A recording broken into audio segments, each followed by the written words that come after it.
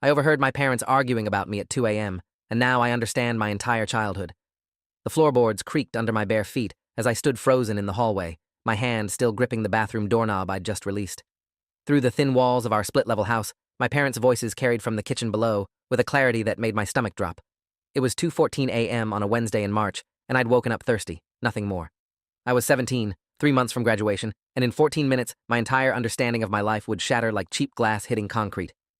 My mom's voice cut through first, sharp and desperate in a way I'd never heard before. "We can't keep lying to him, David. He's going to find out eventually." My dad's response came quieter, measured, the same tone he used when explaining why I couldn't have something I wanted. "He doesn't need to know. It'll destroy him." I pressed my back against the hallway wall, my heart hammering so hard I could feel it in my throat. The water I'd wanted was forgotten. Every instinct screamed at me to go back to my room, to unhear what I was hearing, but my feet wouldn't move. I'd always been the good kid. Honor roll every semester since 6th grade, varsity track, debate team captain. My parents were proud of me, or at least that's what I'd always believed. Dad coached my little league teams until I was 12. Mom never missed a meet, a tournament, a parent-teacher conference. We weren't rich, but we were comfortable enough in our 3-bedroom house in suburban Connecticut. Normal, safe, predictable. The kind of childhood that doesn't make for interesting stories, which had always suited me fine. My younger sister Lily was 14, obsessed with her phone and her friends, the typical teenage girl who rolled her eyes at everything I said. We fought over bathroom time and who got the car on weekends. Standard sibling stuff. There were no red flags, no warning signs, nothing that would have prepared me for what I was about to learn. Or maybe there were, and I'd just been too trusting, too comfortable in my understanding of who I was, to see them. "He asks about it sometimes," my mom continued, her voice cracking. "The medical records, the baby photos. He's not stupid, David." My dad's chair scraped against the kitchen floor. We agreed. We made a promise. A promise. About me. About medical records and baby photos. My mind raced through possibilities, each one worse than the last. Was I adopted? Sick with something they'd hidden? The product of an affair? My hands were shaking now, and I pressed them flat against the wall to steady myself. The heating vent near my feet pumped warm air that suddenly felt suffocating. I wanted to burst into the kitchen and demand answers, but something held me back. Some primal instinct that whispered if I revealed myself now, I'd never hear the truth. They'd lock it away again, bury it under more lies, more careful explanations that didn't quite add up. So I stayed hidden in the dark hallway, listening to my parents discuss me like I was a problem to be managed rather than their son. "Do you remember what Dr. Kaplan said?" my mom asked. The name meant nothing to me. I'd never heard of any Dr. Kaplan. Our family doctor was Dr. Singh, had been since I was 8. "That was 15 years ago, Rebecca. Different circumstances." "Different?" "David, we stole him. We committed a felony." The world tilted. The wall against my back felt like it was the only thing keeping me upright. Stole. Felony. The words didn't make sense in connection with my parents, with my life, with anything I understood about reality. My mom was a high school English teacher. My dad worked in insurance. They recycled religiously and voted in every election and had never so much as gotten a speeding ticket that I knew of. They didn't steal. They didn't commit felonies. But my mom had just said they did. And the way my dad didn't deny it, didn't correct her, made my chest constrict like someone was sitting on it. I don't know how long I stood there. Could have been 30 seconds. Could have been 5 minutes. Time had become elastic, meaningless. My dad was speaking again, quieter now, and I had to strain to hear. "We saved him. You know what would have happened otherwise. That doesn't make it legal. It made it right." My mom's sob cut through the house like a knife. "I love him like he's mine. You know I do. But he deserves to know where he came from, who he really is, who I really was. As if the person I'd been for 17 years was just a character I'd been playing, a role they'd assigned me without my knowledge or consent. I thought about all the times I'd looked in the mirror and tried to find myself in my parents' faces. I had my dad's height, or so I'd always thought. My mom's eyes, everyone always said. But now those observations felt like lies I'd told myself, connections I'd invented because I needed them to be true. What if I'd never actually looked like them at all? What if I'd just wanted it so badly that I'd made myself see it? The kitchen went quiet. I heard the refrigerator hum, the ice maker drop cubes into its tray with a mechanical clatter. Then my dad spoke, and his voice carried a finality that made my skin crawl. "We tell him nothing. Not now, not ever. This stays buried, Rebecca. For his sake and ours. David, I mean it. This conversation is over." Footsteps. Coming toward the stairs. I moved on pure instinct, my body operating independently of my frozen brain. I was back in my room with the door closed before I even registered making the decision to flee. I stood in the darkness, my back against my bedroom door, my heart slamming against my ribs so hard I thought it might crack them. The house settled back into silence. I heard my parents' bedroom door close, The bathroom light clicked off. Everything returned to the quiet, ordinary rhythm of a sleeping household. But I couldn't sleep. I couldn't even move. I just stood there until the first gray light of dawn started filtering through my window, trying to process what I'd heard and failing completely. I went to school the next morning because I didn't know what else to do. My mom made me breakfast like she always did, scrambled eggs and wheat toast, asking about my history test later that week. My dad read the news on his tablet and reminded me to put gas in the car before I drove Lily anywhere. It was so perfectly, horrifyingly normal that I started to wonder if I'd dreamed the whole thing. Maybe it had been a nightmare, my subconscious working through some teenage anxiety about identity or belonging. But when I caught my mom watching me across the breakfast table, her eyes red-rimmed and exhausted, I knew it had been real. Every word, every impossible, life-destroying word. I pushed my eggs around my plate and mumbled something about not being hungry. Lily complained about a girl in her math class. Dad kissed Mom goodbye and headed to work. The machinery of our family life continued turning like nothing had changed, like my entire foundation hadn't just been revealed as a fiction. At school, I went through the motions, showed up to classes, took notes, nodded when teachers called on me. My best friend Kyle asked if I was feeling okay during lunch. I told him I was just tired, hadn't slept well. It wasn't even a lie. He accepted it without question because why wouldn't he? I'd never given him reason to doubt me before. I was the reliable one, the stable one, the guy who had his act together. I went to track practice after school and ran until my legs burned and my lungs screamed, pushing myself harder than I ever had before. Coach Bradshaw pulled me aside afterward. "Whatever you're working through, Thompson, channel it. That was your fastest time this season." I nodded, unable to explain that I wasn't working through something so much as running from it. From the truth. From my parents. From myself. That night, I waited until everyone was asleep and then went hunting through the house. I didn't know what I was looking for exactly. Proof. Answers. Something that would either confirm or deny what I'd heard. I started with the home office, the filing cabinet where my parents kept important documents. My birth certificate was there, yellowed and official-looking. Daniel Robert Thompson, born March 15, 2007, at St. Mary's Hospital in Hartford. Mother, Rebecca Ann Thompson. Father, David Michael Thompson. It looked legitimate. It looked real. But if what my mom had said was true, if they'd stolen me, then this was fake. A forgery. A piece of paper that documented a lie. My hands trembled as I photographed it with my phone, though I wasn't sure why. Evidence, maybe. Something to prove to myself later that I hadn't imagined all of this. I found our baby photo albums in the living room bookshelf, dusty and untouched. Flipping through them in the dim glow of my phone's flashlight, I saw myself as an infant, a toddler, a young child. But the photos started when I looked about 6 months old. There were no newborn pictures, no hospital shots, no photos of my mom pregnant. I'd never thought about it before, never had reason to question the narrative of my own existence. But now, looking at these albums with new eyes, the absence screamed at me. Every family had newborn photos, didn't they? Pictures from the hospital, the first moments, the exhausted but happy parents cradling their hours-old baby. We had none of that. The earliest photos showed me in what looked like a park, bundled in a blue winter coat, my eyes squinting against bright sunlight. I looked healthy, happy, completely unaware that my entire life was built on a crime. I barely slept that week. Every night I'd lie awake, my mind spinning through possibilities, trying to construct a scenario that made sense. Maybe I was the child of a relative who couldn't care for me. Maybe my biological parents had died, and my mom and dad had taken me in through some informal arrangement that hadn't been properly legalized. Maybe this was all a misunderstanding, words taken out of context, my imagination filling in blanks with nightmare scenarios worse than reality. But my mom's words kept echoing in my head. We stole him. We committed a felony. There wasn't much room for misinterpretation there. I started Googling things in the middle of the night. Child abduction laws, statute of limitations on kidnapping, how to find out if you were a missing person. The search results were overwhelming and terrifying. I learned about the National Center for Missing and Exploited Children, about Amber Alerts and custodial interference and parental kidnapping. I learned that thousands of children go missing every year, most taken by family members, many never found. Was I one of those statistics? Was there a family somewhere still looking for me, still hoping? Or had they given up years ago, moved on, buried an empty casket and tried to rebuild their lives around the hole I'd left? On Saturday morning, I told my parents I was going to the library to study. Instead, I drove to the Hartford Public Library and spent 3 hours searching through old newspaper archives. I didn't know what I was looking for exactly. Maybe a missing child report from 2007. Maybe something, anything, that would give me a clue about who I really was. The microfiche machines were ancient, the process tedious. I searched through newspapers from March through December 2007, looking for any mention of a missing infant. There were a few reports, but none that seemed to match me. A 2-year-old who'd been taken by his father in a custody dispute, later found safe. An infant abducted from a hospital in Massachusetts, found within 48 hours. Nothing about a baby taken in March, nothing that felt like my story. I left the library more confused than when I'd arrived, my eyes aching from staring at the screen for so long. That night, my mom knocked on my bedroom door. I shoved my laptop under my pillow, paranoid she'd somehow know what I'd been researching. "Can I come in?" she asked, her voice soft. I told her yes because saying no would have been suspicious. She sat on the edge of my bed, her hands folded in her lap. She looked tired, older than her 43 years.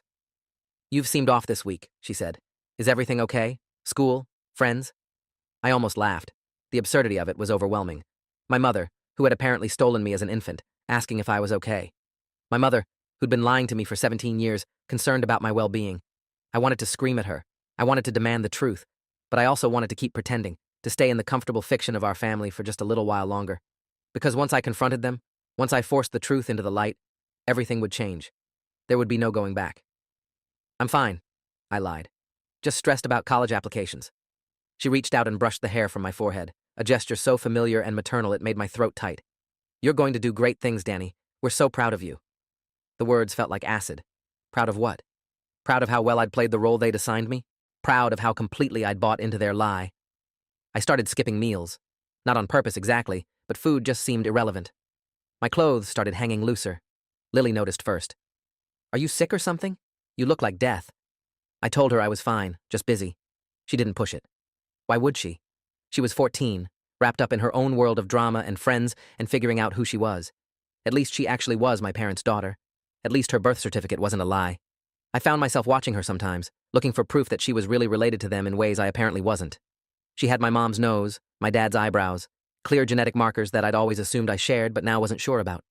Did they look at her differently than they looked at me? Did they love her more, or differently, or more easily because she was actually theirs? The questions ate at me, poisoned every interaction, turned our house into a stage where we were all performing roles, and only I knew the script was fake. 3 weeks after I'd first overheard my parents, I was in the guidance counselor's office discussing my college applications when Mrs. Patricia Ramirez, who'd been a counselor at our high school for 12 years, asked me a question that made my carefully constructed walls crack. "Have you talked to your parents about financial aid? I notice you haven't submitted the FAFSA yet." I told her I'd been meaning to. She gave me a sympathetic smile. "I know it's a pain, all those forms, but you'll need your parents' tax returns, their social security numbers, all that documentation. The sooner you start, the better. Social security numbers, documentation, proof of identity, proof of relationship.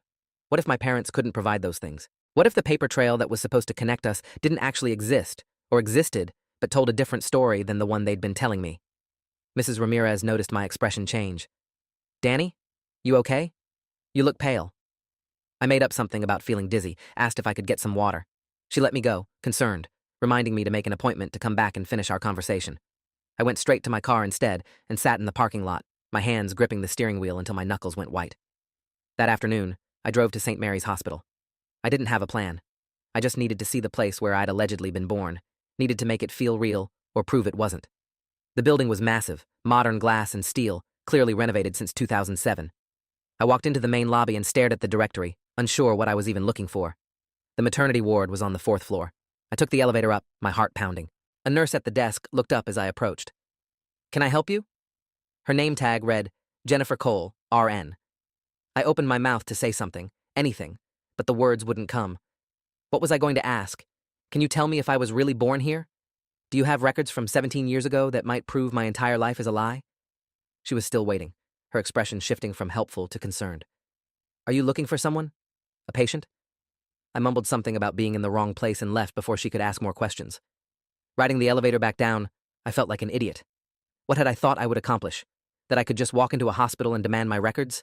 That they'd hand over confidential information to a teenager with no proof of who he was or why he needed it? I started having panic attacks.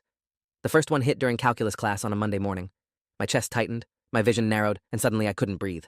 The room spun. I heard my teacher, Mr. Foster, asking if I needed to go to the nurse. I managed to stand, to stumble out into the hallway, to make it to the bathroom before my legs gave out.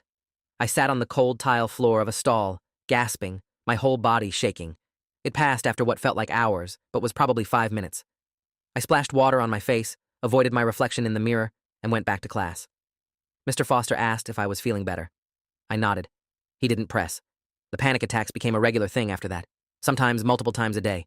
Sometimes I could feel them coming and hide before they hit. Sometimes they ambushed me without warning. I started carrying a water bottle everywhere, had learned that cold water helped sometimes. Kyle asked why I was acting so weird. I told him I was dealing with some family stuff. He offered to listen if I wanted to talk. I wanted to, desperately. But how could I explain that I suspected my parents had kidnapped me without sounding insane? On the first Wednesday in April, exactly 4 weeks after I'd first overheard my parents, I made a decision. I couldn't keep living like this, suspended between ignorance and knowledge, unable to move forward or go back. I needed proof. Real, concrete, undeniable proof. I waited until my parents went to work and Lily left for school, then called in sick. I went back to the home office and searched more thoroughly this time. In the back of the filing cabinet, behind tax returns and insurance policies, I found a manila folder labeled Legal Documents. Inside were our birth certificates, my parents' marriage license, their college diplomas, and a sealed envelope I'd never seen before. My hands shook as I opened it. Inside was a single piece of paper, a court document dated August 2007. It was a closed adoption decree. Names had been redacted, blacked out with heavy marker, but I could make out enough to understand the basic facts. A child, male, born March 15, 2007, had been legally adopted. The adoptive parents' names were listed as David Michael Thompson and Rebecca Ann Thompson. The biological parents section was completely obscured. I sat there on the office floor, holding this piece of paper that rewrote my understanding of everything. I'd been adopted. That part was apparently legal, documented, official. So why had my mom said they'd stolen me? Why the secrecy, the lies, the desperate 2 a.m. arguments about promises and truth? Legal adoptions didn't need to be hidden. They weren't felonies, unless something about this adoption hadn't been legal. Unless the court document I was holding was itself a lie, a way to legitimize something that had started as a crime. I photographed the document with my phone, my hands trembling so badly the first 3 photos came out blurred. On the 4th try, I got a clear image. Then I carefully put everything back exactly as I'd found it, closed the filing cabinet, and sat on the couch trying to figure out my next move. I needed help, professional help. Someone who understood the legal system, who could look at this document and tell me what it really meant, what might be hidden in those redacted names. I spent the next 2 days researching adoption attorneys in Connecticut. Most charged hundreds of dollars just for consultations. I had maybe $300 in my savings account from my part-time job at the grocery store. It wasn't enough. I considered going to the police, but what would I tell them? That I suspected my parents had committed a crime 17 years ago based on an overheard conversation and a legal-looking adoption document. They'd probably call my parents, who would deny everything, and then I'd have accomplished nothing except alerting them that I knew. I felt trapped, powerless, a minor in a system designed to keep adults in control. Then I remembered Mrs. Ramirez. She dealt with students' problems all day, helped kids navigate complex situations with colleges, with family issues, with life. Maybe she could point me in the right direction, or at least help me figure out who to talk to. On Friday afternoon, I went back to her office. She remembered me from our last conversation, smiled when I walked in. "Danny, good to see you. Did you want to finish discussing your college applications?" I closed the door behind me, which seemed to surprise her. "I need help with something else," I said. My voice sounded strange to my own ears, hollow. "Something personal." Her expression shifted, became more serious. "Okay, what's going on?" I'd rehearsed this conversation a dozen times in my head, but now that the moment had arrived, the words felt impossible. "How did you tell a school counselor you thought your parents were criminals? How did you explain that your entire identity was in question?" I started with the easiest part. "I think I might have been adopted." Mrs. Ramirez nodded slowly. "And you're just finding this out now?" "Sort of. I found some documents. But there are things that don't add up, things my parents won't talk about." She leaned forward, her hands clasped on the desk. "Danny, adoption is nothing to be ashamed of. Many families—" "I know," I interrupted. "That's not what I'm worried about. I think something about my adoption wasn't legal. I think my parents might have lied to get me, or taken me from someone who didn't want to give me up." The room went very quiet. Mrs. Ramirez studied me for a long moment, her expression unreadable. "Those are serious allegations," she said finally. "What makes you think that?" I told her about the conversation I'd overheard, about my mom saying they'd stolen me, committed a felony, about the lack of baby photos, the sealed adoption decree with the heavy redactions, the panic in my parents' voices when they talked about me finding out the truth. She listened without interrupting, and when I finished, she was quiet for what felt like a long time. "I'm going to be honest with you, Danny. This is beyond my scope as a school counselor. If what you're saying is true, or even potentially true, you need to talk to someone with legal expertise, a lawyer, or possibly law enforcement." My stomach dropped. I can't afford a lawyer, and if I go to the police and I'm wrong, or they don't believe me, my parents will find out and what? I didn't have a good answer for that. What would my parents do if they found out I knew? Ground me? Yell at me? They'd never been violent, never even particularly strict, but they'd also stolen a child, apparently, so who knew what else they were capable of? "Mrs. Ramirez pulled out a business card from her desk drawer and handed it to me. "This is Ann Kensington. She's a family law attorney who does pro bono work for teenagers in difficult situations. Call her. Tell her I referred you. She'll at least give you guidance on what your options are. I took the card, stared at the embossed lettering. Anne Kensington, Esquire Family Law and Advocacy, a New Haven address and phone number. Thank you, I managed. She gave me a sad smile. Danny, I want you to know that whatever the truth is about your adoption, whatever you find out, it doesn't change who you are. You're still the same person you were before you knew. The same smart, capable, kind young man. Don't lose sight of that. Her words were meant to be comforting, but they rang hollow. How could I be the same person when I didn't even know who that person actually was? When the name I'd carried for 17 years might not be the one I was born with? When the family I'd loved and trusted might be built on theft and lies? I called Anne Kensington from my car in the school parking lot. Her receptionist answered, professional and brisk. I explained that Mrs. Ramirez had referred me, that I needed legal advice about a possible adoption irregularity. The receptionist put me on hold. When she came back, she said Ms. Kensington could see me Monday at 4 o'clock. I'd have to skip track practice, but that seemed irrelevant compared to everything else. I spent the weekend in a fog. Saturday, I pretended to have homework and stayed in my room. Sunday, my parents suggested we all go to brunch, a family tradition we'd maintained for years. I made up an excuse about studying for finals. My mom looked hurt. My dad looked suspicious. Lily didn't care. That night, my dad knocked on my door around 9 o'clock. Can we talk? He asked. My heart rate spiked. Did he know?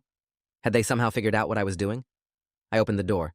He came in, looked around my room like he was seeing it for the first time, then sat on my desk chair.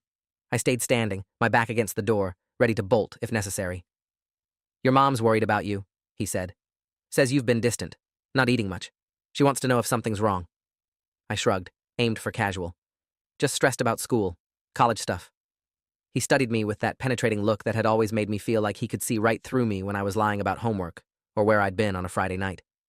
That's all? Nothing else bothering you? This was my chance. I could confront him right now, demand the truth, force the conversation they'd been avoiding for 17 years. But something held me back. Maybe cowardice. Maybe strategy. Maybe the small, desperate part of me that still wanted to believe this was all a misunderstanding, that there was some explanation that would make everything okay again. That's all, I lied. He didn't believe me. I could see it in his eyes. But he nodded anyway, stood up, put a hand on my shoulder. You know you can talk to us about anything, right? Me and your mom. Whatever it is, we're here for you. The irony was so thick I could choke on it.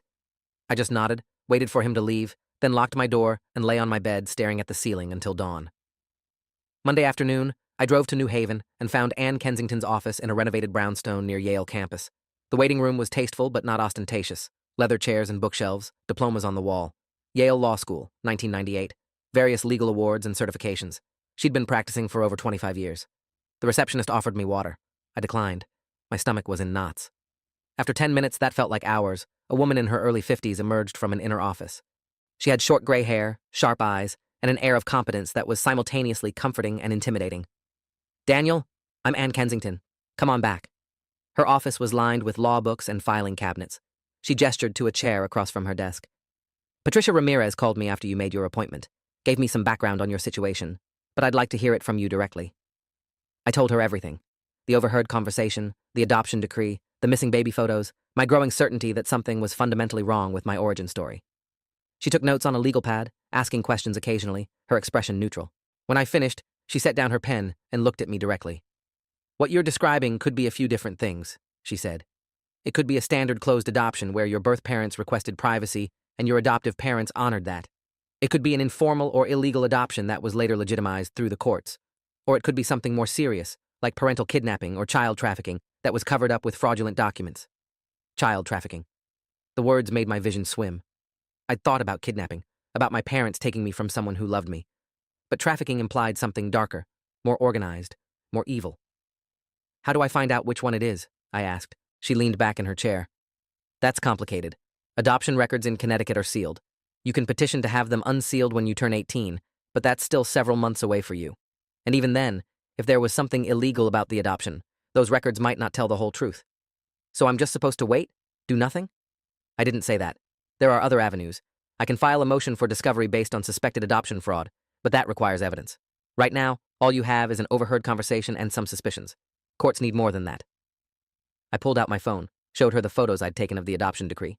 She studied them, zoomed in, her expression growing more serious.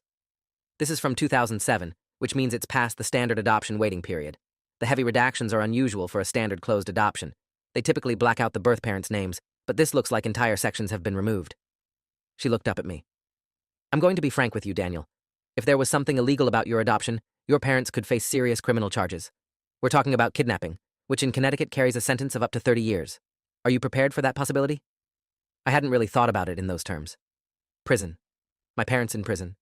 Lily losing both her parents, becoming effectively an orphan. And me. What would happen to me? Would I go back to my birth family if they could be found?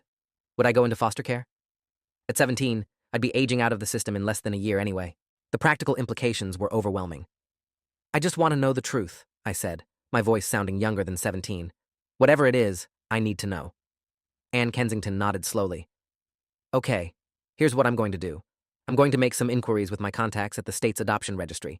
I'm also going to reach out to the National Center for Missing and Exploited Children and see if there are any open cases that match your basic description. Birth date, location, gender. It's a long shot, but if you were reported missing, there might be a file. She paused. This is going to take some time, and it's possible we won't find anything conclusive. Are you still living at home? I nodded. Can you continue to do that safely? I need to know if you're in any danger. I thought about my parents. My mom, who made me breakfast every morning. My dad, who'd taught me to ride a bike and helped me with my math homework and never missed a track meet. They'd lied to me, maybe stolen me, but they'd never hurt me. I'm safe, I said. Okay, give me 2 weeks. I'll see what I can find. In the meantime, try to act normal at home. Don't let on that you know anything or that you're investigating. If your parents realize what you're doing, they could destroy evidence or flee. The next 2 weeks were the longest of my life. I went through the motions at school, forced myself to eat enough that my parents wouldn't worry, showed up to track practice and pretended everything was fine. Kyle cornered me one afternoon and asked point blank what was going on. You've been weird for over a month, man. Is it a girl? Family stuff? You can tell me. I wanted to. The secret was eating me alive, and Kyle had been my best friend since elementary school. But how could I drag him into this? How could I ask him to keep this kind of secret, to lie by omission to our teachers, our friends, possibly the police? Family stuff, I said, but I can't talk about it yet. Soon, maybe. He looked hurt, but accepted it. Just promise me you're okay. Like, actually okay. I couldn't promise that, so I just nodded and changed the subject. On a Thursday night, 10 days after my meeting with Anne Kensington, I got an email from her. Please call me at your earliest convenience. I found something. I waited until my parents were asleep, then called from my car parked down the street from our house. She answered on the second ring. Daniel, thank you for calling. I have some information, and I wanted to deliver it personally rather than over email. My hands were shaking so badly I could barely hold the phone. What did you find? There's a case in the National Center for Missing and Exploited Children database. A male infant, born March 15, 2007, taken from a hospital in Providence, Rhode Island, 2 days after birth. The mother reported him missing. The case was never solved. Providence, Rhode Island, less than 2 hours from Hartford. The details matched. My birthday matched. What was his name? I asked. My voice sounded distant, like it was coming from someone else. The mother named him Samuel. Samuel Christopher Brennan. Samuel, not Daniel. Samuel. I had a name, a real name, and it wasn't the one I'd been using for 17 years. There's more, Anne continued. I reached out to the detective who worked the case. He's retired now, but he remembered it. The mother's name is Elizabeth Brennan. She was 19 when you were born, single, living with her parents. The hospital staff reported the baby missing after she fell asleep and woke up to find the bassinet empty. Security footage showed a woman matching your adoptive mother's description leaving the hospital with an infant, but the video quality was poor and no one was ever arrested. My adoptive mother, Rebecca Thompson. The woman who'd raised me, loved me, tucked me in at night and helped me with my homework and cheered at my track meets, had walked out of a hospital with a stolen baby and built her entire life around that crime. What happens now? I asked. That's up to you, Anne said. You're 17, which means you have some agency here. We can contact Elizabeth Brennan, let her know we think we've found her son. We can contact law enforcement and file a report. Or we can wait until you're 18 and you can make these decisions as a legal adult. But Daniel, you need to understand something. Once this information is out, there's no putting it back. Your parents will be arrested. Your entire family will be torn apart. You'll likely be placed in contact with your biological mother, and that's going to be complicated and potentially traumatic for everyone involved. I sat in my car, watching my house through the windshield. The lights were all off except for the porch light my mom always left on for me. Inside, my parents were sleeping. My sister was sleeping. Our dog was probably sprawling across the couch like he always did when he thought no one was watching. It looked so normal, so safe, so much like a real home. But it was built on a lie, on theft, on a teenage girl's unimaginable grief. I need to think about it, I told Anne. She said that was understandable, that I should take my time, that this wasn't a decision to make lightly. We hung up. I sat in the darkness for another hour before going back inside. I couldn't sleep that night. Every time I closed my eyes, I saw a 19-year-old girl waking up in a hospital to find her baby gone. I imagined her panic, her terror, her frantic calls for the nurses. I thought about her parents, my grandparents, people I'd never met who'd lost their grandson before they'd even gotten to hold him. I thought about all the birthdays they'd marked with grief instead of celebration, wondering if I was alive, if I was safe, if I'd ever come home. And then I thought about my parents, the Thompsons, who'd raised me with what seemed like genuine love despite the horrific crime at the foundation of our family. How did you steal a baby and then go on to be a normal, functioning parent? How did you live with that guilt, that knowledge, for 17 years? The cognitive dissonance was overwhelming. Friday morning, I woke up with a decision made. I couldn't live with the lie anymore. Whatever happened next, however badly this destroyed our family, I needed the truth out in the open. I needed Elizabeth Brennan to know her son was alive. I needed my biological family to have a chance to know me, even if that relationship would be complicated and painful. And yes, I needed my parents to face consequences for what they'd done. Not because I hated them, not because I wanted revenge, but because some crimes were too big to just ignore, even when the criminals were people you loved. I called Ann Kensington before school. I want to move forward, I said. Contact Elizabeth Brennan. Contact the police. Do whatever needs to be done. There was a pause on the other end. Are you sure? Once we start this, there's no stopping it. I'm sure. Okay, I'll make the calls today. Daniel, I want you to know that what you're doing is incredibly brave. It's also going to be incredibly hard. Do you have support? Friends? Other family? I thought about Kyle, about my track teammates, about Mrs. Ramirez. I'll figure it out, I said. Anne called me back 3 hours later. I was sitting in the library during my free period, supposedly studying for a calculus test. I spoke with Elizabeth Brennan, she said. Daniel, she's been searching for you for 17 years. She never gave up hope. When I told her we might have found you, she broke down crying. I felt my own eyes burn. 17 years. She'd spent more than half her life looking for me, missing me, grieving me. What happens now? I've also contacted Detective William Thornton with the Connecticut State Police. He specializes in cold cases involving missing children. He wants to meet with you, get your statement, review the evidence. Then they'll likely move quickly to arrest your parents before they can flee or destroy evidence. You need to prepare yourself for that, Daniel. They'll probably arrest them at home, possibly while you and your sister are there. The image of my parents in handcuffs, Lily screaming, police cars in our driveway, neighbors watching, made me want to throw up. But I'd made my choice. When? Detective Thornton wants to meet Monday afternoon. I'll be there with you. After that, things will move fast.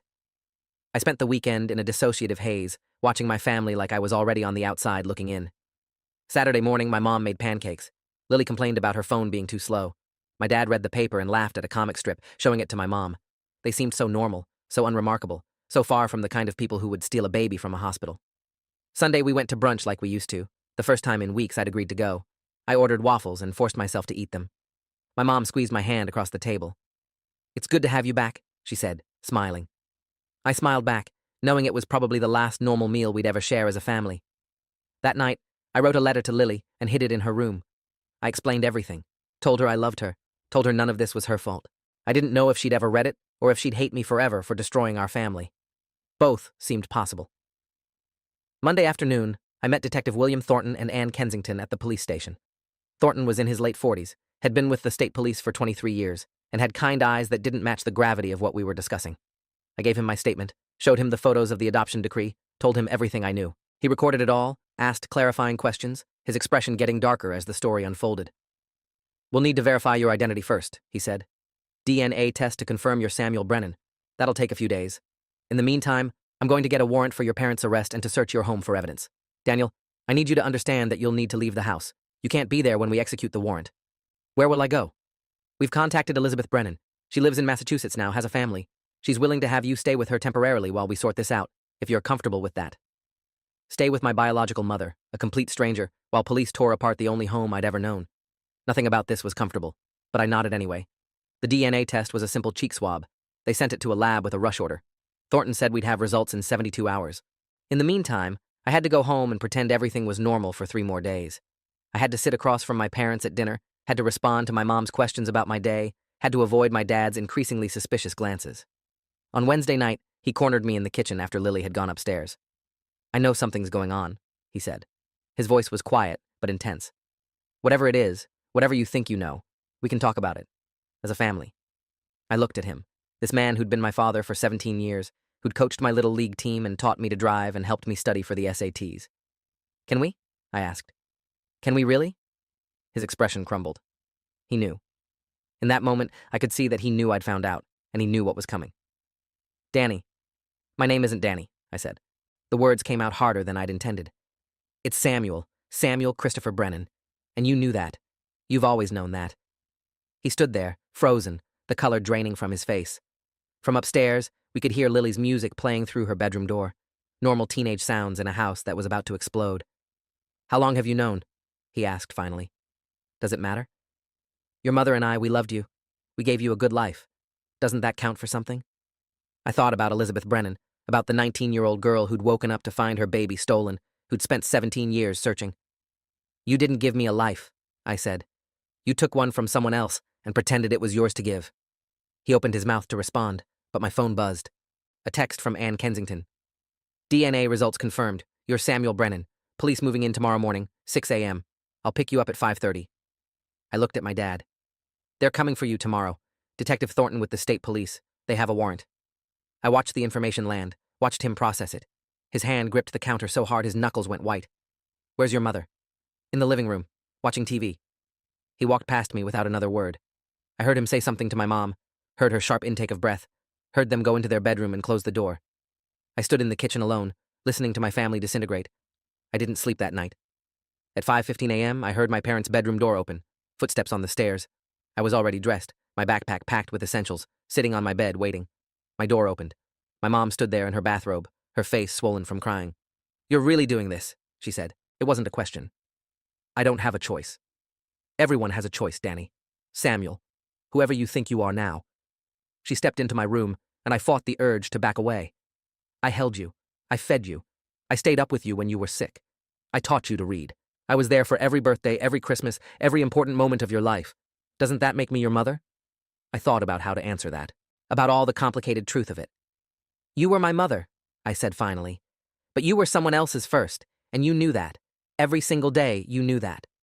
Her hand went to her mouth. We were going to tell you, when you were older, when you could understand. When I was older? I'm 17. When would have been the right time to tell me you stole me from a hospital? We didn't steal you. We saved you. Your birth mother, she was 19, alone. She couldn't take care of you properly. That wasn't your decision to make. The words came out louder than I'd intended. Upstairs, I heard Lily's door open. What's going on? She called down. Go back to bed, sweetheart, my mom said, her voice breaking. Danny and I are just talking. But Lily came downstairs anyway, sensing something was catastrophically wrong. She looked from me to our mom, taking in my packed bag, my mom's tears, the tension crackling in the air. What's happening? Why do you have a bag? I looked at my mom. She was supposed to be the adult here, the one who explained things. But she just stood there crying, so I did it instead. Lily, there's something you need to know about me. About all of us. I told her everything. The overheard conversation, the adoption, the investigation, the DNA test, the police coming in less than 30 minutes. She listened with her mouth open, her expression cycling through disbelief, confusion, anger, betrayal. When I finished, she just stared at me. You're lying, she said. This is some kind of sick joke. I'm not lying, I wish I was. She turned to our mom. Tell him he's lying. Tell him this is insane. But our mom couldn't. She just shook her head, tears streaming down her face. Oh my God, Lily whispered. Oh my God, it's true. You stole him. You actually stole him. She backed away from both of us like we were contaminated. My dad appeared at the top of the stairs. The police are here, he said. His voice was flat, defeated. They're outside. Through the window, I could see the flashing lights. 3 police cars, an unmarked vehicle. Detective Thornton getting out, straightening his jacket. Ann Kensington pulling up behind them in her sedan. This was it. The moment everything changed forever. My mom grabbed my arm. Please, please don't let them do this. Tell them you made a mistake. Tell them you want to stay with us. I pulled away gently. I can't. You know I can't. The doorbell rang. My dad went to answer it. Through the doorway, I could see Detective Thornton holding up his badge and a piece of paper. David Thompson? Rebecca Thompson? We have a warrant for your arrest for kidnapping and a warrant to search these premises. You need to come with us now. My mom made a sound like a wounded animal. Lily was crying, screaming questions that no one could answer. 2 officers moved past my dad, one heading for my mom, both pulling out handcuffs. You have the right to remain silent. I walked out the front door as they were reading my parents their rights, as Lily collapsed on the stairs sobbing, as our neighbors emerged from their houses to watch the spectacle. Ann Kensington met me at her car. Are you okay? She asked. I wasn't. I didn't think I'd ever be okay again. But I got in the car anyway. As we drove away, I watched my house recede in the side mirror. Police officers were going inside, starting their search. My parents were being put into separate police cars. Lily was being approached by what looked like a social worker. The home I'd grown up in, the life I'd known, was being dismantled piece by piece, and I was the one who'd set it in motion. The drive to Massachusetts took 2 hours. Anne tried to make conversation, but I couldn't focus on anything she was saying. My phone kept buzzing with texts from Lily, from Kyle, from people who'd seen the news or heard rumors. I turned it off. Anne filled the silence with practical information. Elizabeth Brennan lived in a town called Easton, south of Boston. She'd remarried, had 2 other children, a daughter and a son. She'd been notified that I was coming, that the arrest had been made. She was, according to Anne, overwhelmed with emotion, but eager to meet you. I tried to imagine what that meeting would be like. Hi, I'm the son you lost 17 years ago. Sorry about the traumatic abduction and decades of grief. Nice to finally meet you. The absurdity of it made my head spin. We pulled up to a 2-story colonial house with a neat lawn and a basketball hoop in the driveway. Before Anne had even turned off the engine, the front door opened. A woman stepped out, mid-30s, with dark hair and eyes that looked startlingly familiar, even though I'd never seen her before. She was crying before I was even out of the car. I stood there awkwardly, my backpack slung over one shoulder, not sure what the protocol was for meeting the mother who'd lost you. She crossed the lawn in 5 steps and pulled me into a hug so tight I could barely breathe. Samuel, she sobbed into my shoulder. My baby. My Samuel. I stood there rigid, arms at my sides, completely unprepared for the physical reality of this moment. She smelled like vanilla and coffee and something else I couldn't identify. She was shorter than me by several inches, which seemed wrong. Mothers weren't supposed to be shorter than their sons. But I'd grown up without her, shot past her height without her there to witness it. She pulled back, held me at arm's length, studying my face like she was trying to memorize it. You look like my father, she said, laughing through tears. Same eyes, same nose. I thought I'd never see him in another face after he died, but here you are. Inside, her husband waited with their children. Robert Brennan, quiet and kind-looking, gave me a firm handshake and said he was glad I was safe. The 2 kids, Melissa, who was 12, and Nathan, who was 9, stared at me with a mix of curiosity and wariness. I was their brother, apparently. A sibling they'd never known existed, dropped into their lives without warning. Elizabeth made tea, and we sat at the kitchen table, Anne Kensington staying for moral support. I don't know where to start, Elizabeth said. I have 17 years of questions, and I don't even know which ones to ask first. How about why you gave me up? I asked. The words came out harsher than I'd intended, but I needed to know. She flinched. I didn't give you up. I would never have given you up. I was 19, yes, and I wasn't married, but I wanted you. I'd spent 9 months planning for you, getting ready, so excited to be a mother. Her voice cracked. I fell asleep in the hospital just for an hour. When I woke up, you were gone. The bassinet was empty. I screamed for the nurses, thought maybe they'd taken you for tests, but no one knew where you were. Security footage showed a woman in scrubs walking out with a baby, but her face was partially covered and the footage was grainy. The police investigated, but there were no leads. You just vanished. Did you know the Thompsons? The people who took me? No. I'd never heard their names before yesterday when the detective called. I don't know how they knew about me, or how they got into the hospital, or why they chose me. Maybe it was random. Maybe they'd been watching, waiting for an opportunity. I'll never know. She reached across the table like she wanted to take my hand, but stopped short, respecting my space. I searched for you for so long.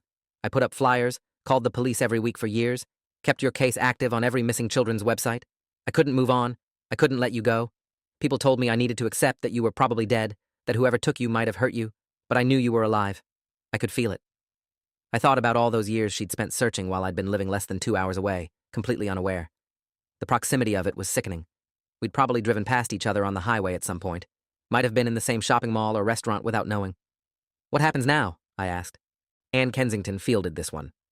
Your parents are being held pending arraignment. They'll likely be charged with kidnapping, child abduction, fraud, and possibly additional crimes depending on what the investigation uncovers. The trial will take months, possibly over a year. In the meantime, you have some choices to make. What kind of choices? You're 17, which means you're still a minor. Normally in a situation like this, you'd be placed with family. Elizabeth is your biological mother, but you've never lived with her. The court will have to decide what's in your best interest. You could stay here, or you could be placed in foster care, or there might be other options. I want to stay here, Elizabeth said quickly. I want to get to know him. I want to have the relationship we should have had all along.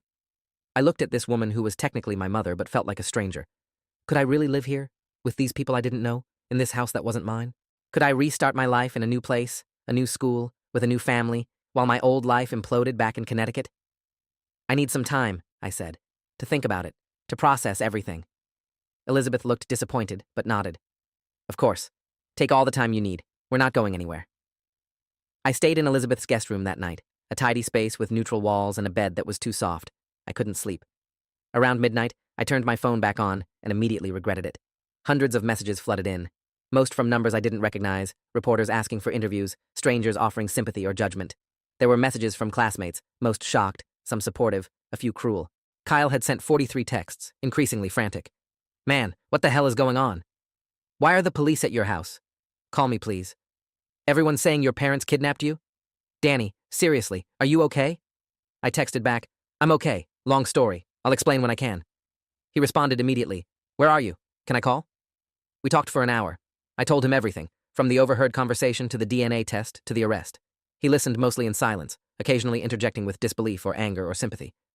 So what are you going to do? He asked finally. I have no idea. Everything I thought I knew about my life was a lie. I don't even know who I am anymore. You're still you, man. You're still the same person you were last week. None of this changes that you're smart and kind and a good friend. Your parents made terrible choices, but that's not on you. His words echoed what Mrs. Ramirez had said, what Ann Kensington had implied. Everyone wanted to reassure me that I was still me. But how could I be when the foundation of my identity had been revealed as fiction? The story broke nationally the next day. Infant stolen from hospital 17 years ago, found living normal life with abductors. It was everywhere. Local news, national news, social media. My school photo was circulating online, photos of my parents being led away in handcuffs, speculation and hot takes from people who knew nothing about the situation. I became a hashtag, a trending topic, a case study in how far people would go to have a child. Elizabeth tried to shield me from it, but it was impossible. The news vans parked outside her house, reporters knocking on the door, neighbors being interviewed about their shock that the Brennans' long-lost son had been found. I stayed inside, watched my old life dissected on television by strangers who thought they understood the complexity of what I was feeling. A reporter on CNN said I must be relieved to finally be with my real family. Another on Fox News questioned whether I'd been brainwashed into loving my kidnappers. Social media was even worse.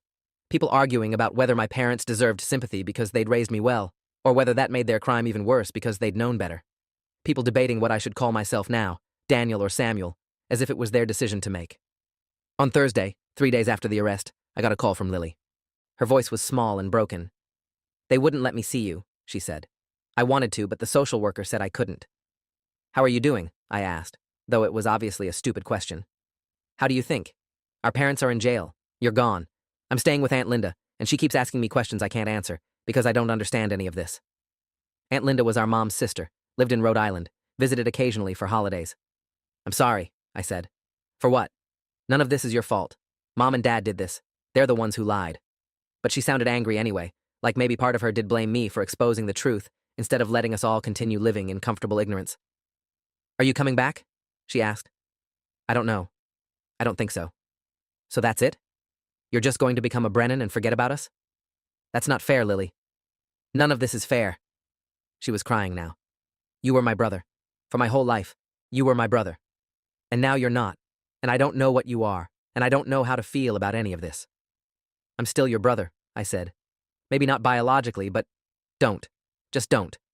Biology is the only thing that matters in this situation. That's literally the whole point. She hung up. I tried to call back, but she didn't answer. The preliminary hearing happened a week later. I wasn't required to attend, but Ann Kensington thought it would be good for me to be there, to see the legal process unfold.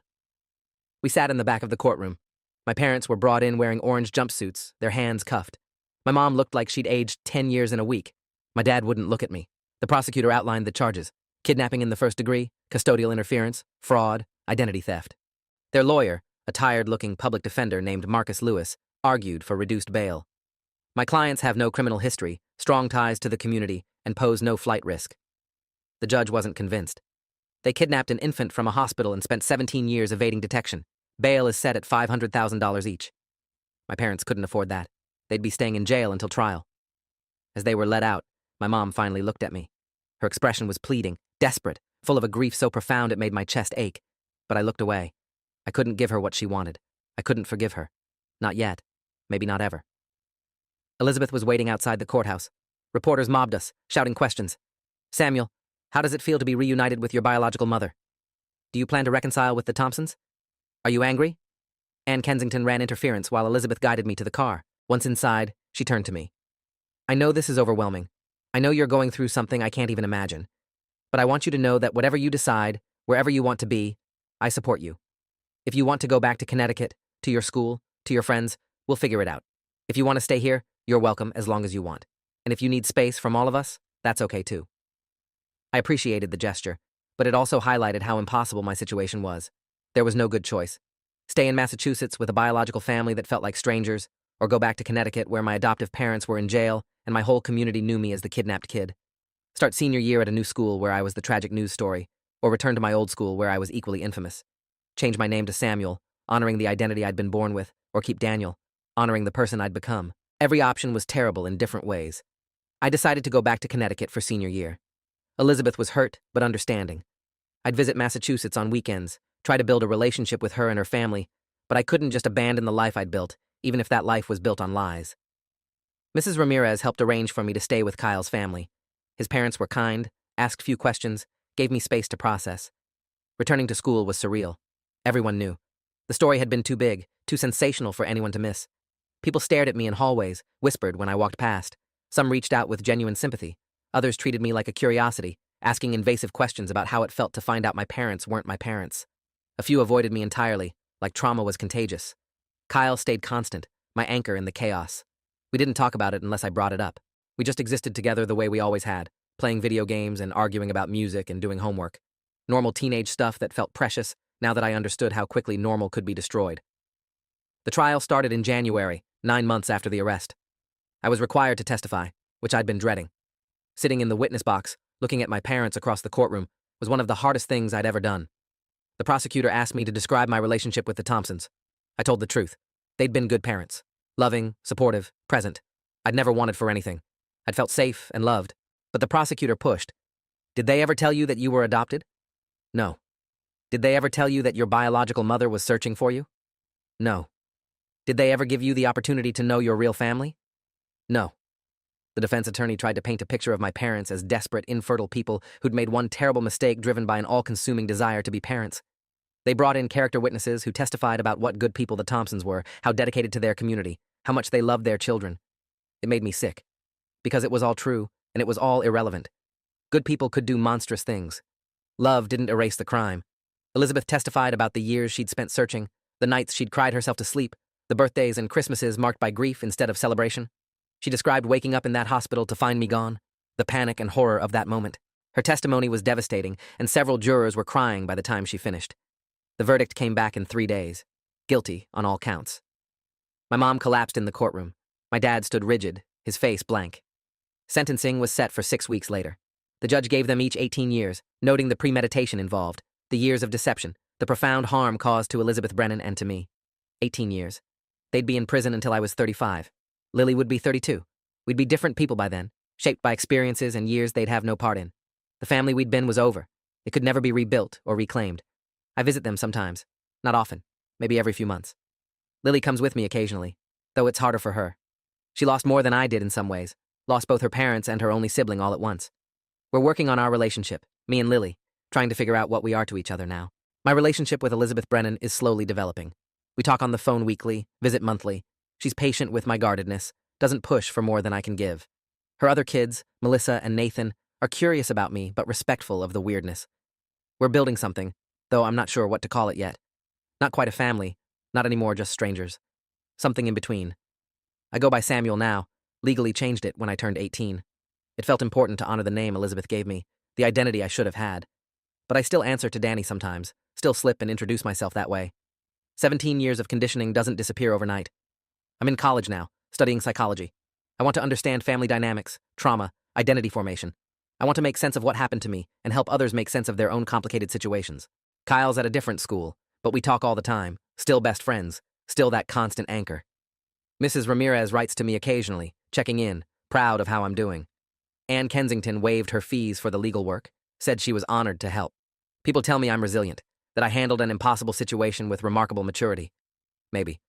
Or maybe I'm just surviving the way anyone would, day by day, putting one foot in front of the other because the alternative is standing still and drowning in the enormity of it all.